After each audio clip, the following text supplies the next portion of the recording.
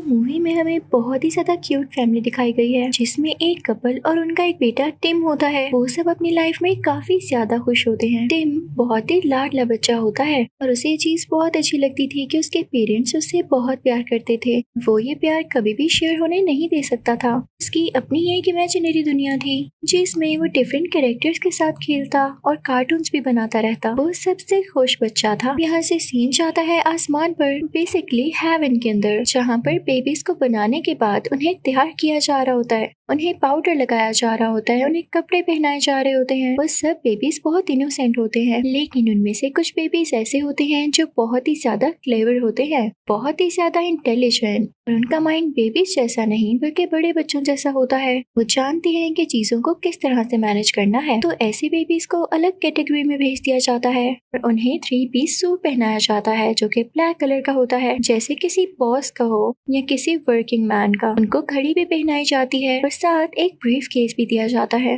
और इन सब बेबीज की एक टीम बनती है जो कि बाकी बेबीज के कामों को मैनेज किया करेगी, ऑफिस भी जाया करेगी। है ना इंटरेस्टिंग। तो अब आते हैं हम मूवी की मेन स्टोरी की तरफ। अब हम देखते हैं कि टिम का एक छोटा भाई आने वाला होता है जिसके लिए उसके पेरेंट्स तो काफी खुश होते हैं। अब टिम अपने घर के बाहर खड़ा होता है तो वो देखता है कि उसका बेबी ब्रदर एक टैक्सी से उतरा है। उसने 3 पीस सूट पहना हुआ है और वो बड़ों की तरह चल रहा है। वो अंदर जाता है तो देखता है कि उसके पेरेंट्स ने उसके बेबी ब्रदर को गोद में उठाया हुआ है, उसको छोटा सा बेबी समझते हुए ही। वो टिम को बताते हैं कि ये तुम्हारा छोटा भाई है और हमारे साथ ही रहेगा। कितना क्यूट है ना ये। लेकिन सच पूछें तो टिम को वो बिल्कुल क्यूट नहीं लग रहा होता, क्योंकि उस बेबी ने आते ही सबको अपने पीछे जो लगा लिया था। पूरे घर में अब उसी की आवाज आती रहती। मामा पापा ने टिम को छोड़ के उस बेबी को टेंशन देना शुरू कर दी, जिससे टिम काफी सैड हो गया। टिम इस बात से काफी उदास हो जाता है कि उसके मामा पापा अब उसे स्टोरी तक नहीं सुनाते और उसे अकेला सोना पड़ता है। उसे अपने छोटे भाई पे काफी गुस्सा आता है, लेकिन वो उसे इग्नोर करता है। एक दिन जब सारे सो रहे होते हैं तो टिम को ऐसी आवाज आती है जैसे किसी का फोन रिंग हो रहा हो। टिम जाकर देखता है तो उसे पता चलता है कि फोन पर उसका छोटा भाई बात कर रहा है। उसकी एज के बच्चे तो ठीक से बोल भी नहीं पाते, पर इसका भाई बात कैसे कर रहा था। टिम को यहाँ पर डाउट होता है कि हो ना हो ये नॉर्मल बेबी तो नहीं है।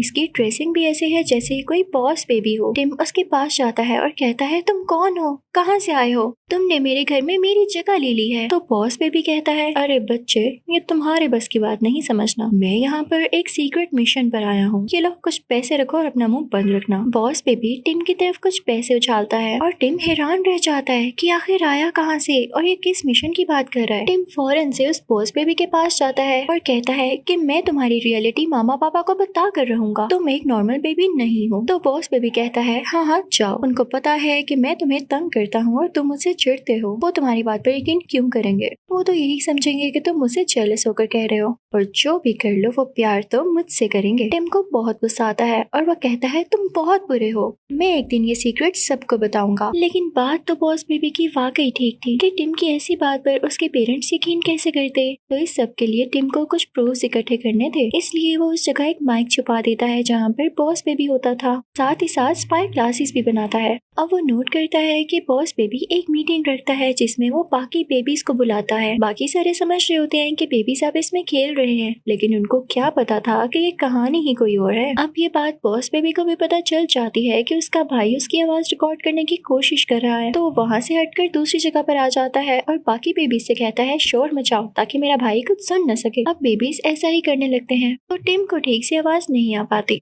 बॉस बेबी अपनी मीटिंग शुरू करता है जिसमें वो बाकी बेबीज को प्रोजेक्टर के थ्रू स्लाइड्स चलाकर बता रहा होता है कि ये देखें, ये हैं डॉग्स यानी पपीज, इन्होंने हमारी जगह ले ली है। इंसान अब इनको ज्यादा प्यार करते हैं जबकि उनको बेबीज को प्यार करना चाहिए। हमें ये चीज रोकनी होगी कि पेरेंट्स किसी भी डॉग या पपी को घर में लेकर आए, बल्कि उन्हें बेबीज को टाइम देना चाहिए। बॉस बेबी बताता है कि एक पपी कंपनी है, हमें उसको जाकर रोकना होगा। अब ये सारी बातें टिम एक वीडियो रिकॉर्डर में रिकॉर्ड कर लेता है। जब उसकी टेप तैयार होती है तो टिम काफी खुश होता है और खुशी खुशी जाकर अपने पेरेंट्स को दिखाने वाला होता है, लेकिन सारे बेबीज उसे रोक लेते हैं। भागते भागते वो सब ग्राउंड में पहुंच जाते हैं। टिम आगे आगे होता है, उसके हाथ में वो टेप होती है। उसके पीछे सारे बेबीज होते हैं जिन्हें देखकर टिम के पेरेंट्स काफी खुश हो रहे होते हैं कि चलो शुक्र है हमारे बच्चे आपस में खेल रहे हैं। टेप का पीछा करते करते बॉस बेबी गिरने लगता है, लेकिन उससे पहले ही वो टेप गिर जाती है और वो टूट जाती है। यानी अब टिम उस बॉस बेबी के अगेंस्ट कोई प्रूफ नहीं दे सकता था। तभी वहाँ पर टिम के पेरेंट्स आते हैं, वो बेबी को उठा लेते हैं और इस वजह से टिम को काफी डांट पड़ती है कि तुम्हें जरा ख्याल नहीं कि तुम्हारा बेबी ब्रदर कितना छोटा है, तुम उसका ख्याल तक नहीं रखते हो बल्कि उससे लड़ते रहते हो। ये आइंदा के बाद तुम बाहर खेलने नहीं जाओगे। और यहाँ पर बॉस बेबी काफी मासूम बन जाता है।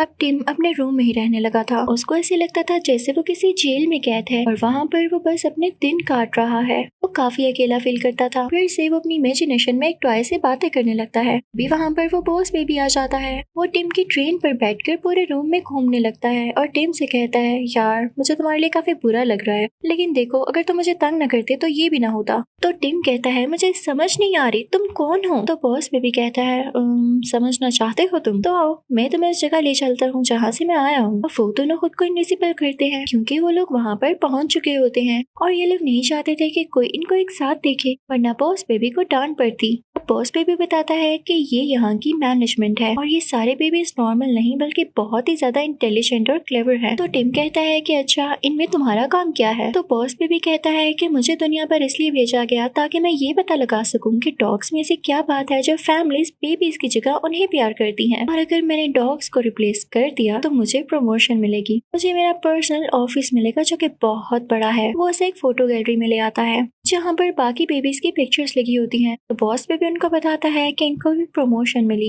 इन लोगों ने भी अपने मिशंस कंप्लीट किए थे और इनको भी अपना पर्सनल ऑफिस मिला था। वहाँ पर एक और बॉस बेबी की पिक्चर लगी होती है। टिम कहता है कि ये भी बॉस बेबी है। तो बॉस बेबी कहता है, नहीं नहीं ये तो सब बेबीज की बॉस है और इसीलिए तो मुझे मिशन पर भेजा है, लेकिन अपनी जुबान बंद रखो, ये ना हो कि मैं अपनी जॉब से ही निकाला जाऊँ। टिम कहता है कि अच्छा अगर तुम्हें जॉब से निकाल दिया गया तो क्या होगा। तो बॉस बेबी कहता है, तुम कैसी बातें कर रहे हो, जॉब से निकल जाने का मतलब है नॉर्मल बेबी बन जाना, और मैं पागल नहीं जो ऐसा होने दूं। तुम खुद सोचो टिम, अगर मैं नॉर्मल बेबी बन गया तो मुझे तुम्हारा भाई बनकर रहना होगा, मैं दिन रात तुम्हारे साथ रहूंगा, मामा पापा मुझे ही प्यार करेंगे, तुम चाहते हो ऐसा। तो टिम कहता है, नहीं नहीं मैं ऐसा नहीं चाहता, मैं तो कभी नहीं चाहूंगा कि तुम नॉर्मल बेबी बनो, तुम अपना मिशन करो कंप्लीट और जाओ यहाँ से। तो बॉस बेबी कहता है, बस फिर तुम्हें मेरी हेल्प करनी होगी। तो टिम कहता है, ठीक है मैं तैयार हूँ। बॉस बेबी अपने भाई टिम से कहता है कि ये तो तुम जानते हो कि हमारे पेरेंट्स जिस कंपनी में काम कर रहे हैं वो पपीज डिलीवर करती है, तो हमें उनके साथ उनकी कंपनी में जाना होगा क्योंकि वहाँ पर बच्चे तो वैसे ही अलाउ हैं, इसका कोई मसला नहीं होगा। पर टिम कहता है, भाई तुम तो जानते हो मेरा घर से निकलना बंद है। तो बॉस बेबी कहता है, इसकी भी टेंशन नहीं है, तुम्हारा घर से निकलना इसीलिए बंद है क्योंकि तुम मुझे तंग करते थे, मेरे साथ लड़ाई करते रहते थे। अब हमें मामा पापा को ये शो करना होगा कि हमें बहुत प्यार है। अब वो प्लान के मुताबिक यही करते हैं। टिम अपने छोटे भाई यानी उस बॉस बेबी का ख्याल रखना शुरू कर देता है, उसे स्टोरी सुनाता है। पर जब फाइनली उसके मामा पापा को रियलाइज हो जाता है कि टिम तो अपने छोटे भाई का बहुत ख्याल रख रहा है, तो वो उसकी पनिश खत्म कर देते हैं, यानी अब वो घर से बाहर जा सकता था। अब वो दिन आ जाता है जब ये दोनों अपने पेरेंट्स की कंपनी में जाने वाले थे। इनफैक्ट वहाँ पर जाकर इनको एक ऐसी फाइल चुरानी थी जिसमें उनका नया मिशन था कि अब वो किस तरह का पपी बनाएंगे, उसमें कुछ चेंजेस करके। इससे पहले ही ये सब बॉस बेबी रोकेगा। ये लोग वहाँ से होते हुए उस सीक्रेट रूम में आ जाते हैं जहाँ पर वो फाइल थी, लेकिन वो फाइल इनको ट्रैप करने के लिए वहाँ रखी गई थी और जो वहाँ का ऑनर था वो कोई और नहीं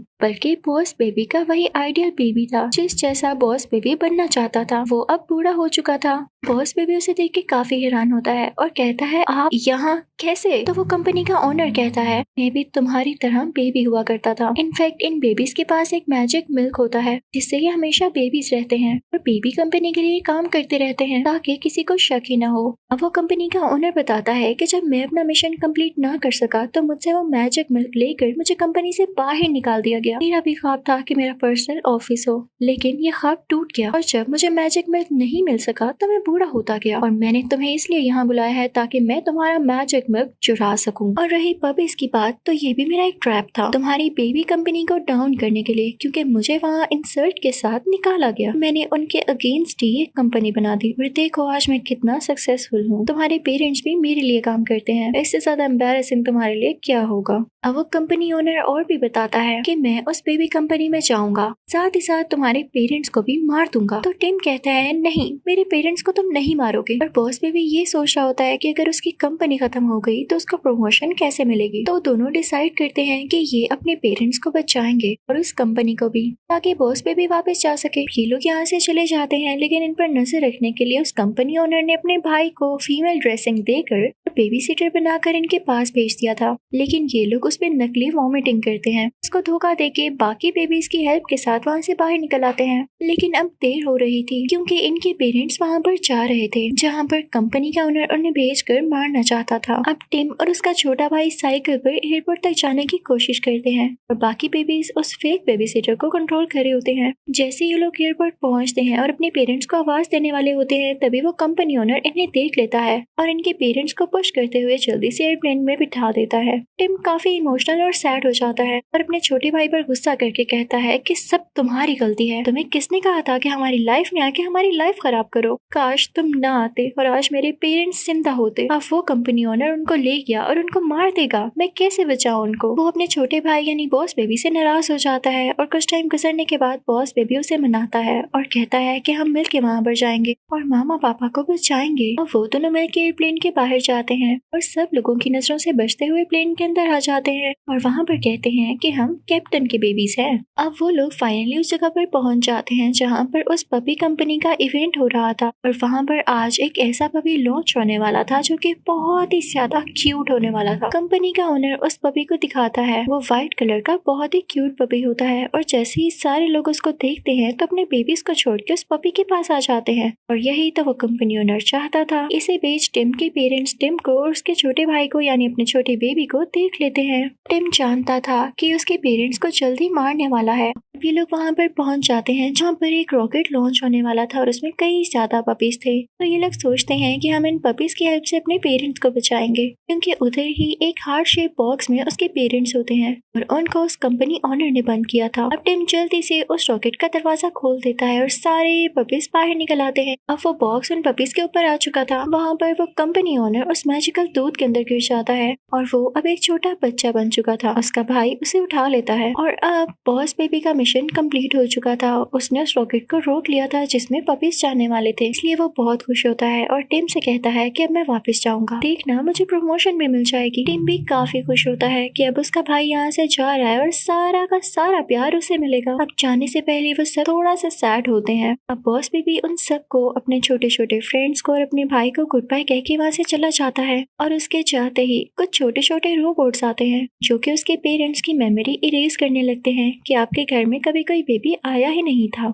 उसके सारे टॉयज, उसकी सारी चीजें वहाँ से ले जाते हैं। टिम ये देख के काफी उदास होने लगता है और उसे अब यहाँ पे पहली बार अकेला फील होता है। दूसरी तरफ हम देखते हैं कि बॉस बेबी काफी खुश होता है क्योंकि उसे प्रमोशन मिल चुकी थी। अलग पर्सनल ऑफिस भी वो काफी ज्यादा सेलिब्रेशन करता है, लेकिन वो काफी उदास था क्योंकि उसे टिम और अपने पेरेंट्स याद आ रहे थे। दूसरी तरफ टिम का भी यही हाल था। नो डाउट उसके पेरेंट्स अब उससे बहुत प्यार कर रहे थे, बिल्कुल पहले की तरह, लेकिन वो अपने भाई की कमी बहुत ज्यादा महसूस करता था, यानी उसे उसकी कमी बहुत ही ज्यादा फील होती थी। तो वो उसे एक लेटर लिखता है कि छोटे भाई वापिस आ जाओ, हम दोनों मिल के रहेंगे, एक साथ बड़े होंगे। और जब बॉस बेबी ये लेटर पढ़ता है तो वो इमोशनल हो जाता है क्योंकि जब उसे प्रमोशन मिली तो उसके साथ खेलने वाला कोई भी नहीं था। वो हर वक्त काम में बिजी रहता और उसकी लाइफ काफी बोरिंग हो चुकी थी। तो वो भी प्रेफर करता है टिम का छोटा भाई बनना। और फिर हम देखते हैं कि वो नॉर्मल बेबीज की लाइन में चला जाता है और फाइनली टिम के पेरेंट्स के घर आ जाता है। टिम फौरन से जाता है और ये देख के काफी खुश होता है कि उसका छोटा भाई वापिस आ गया है। अब मूवी के लास्ट सीन में हम देखते हैं कि टिम काफी बड़ा हो चुका होता है।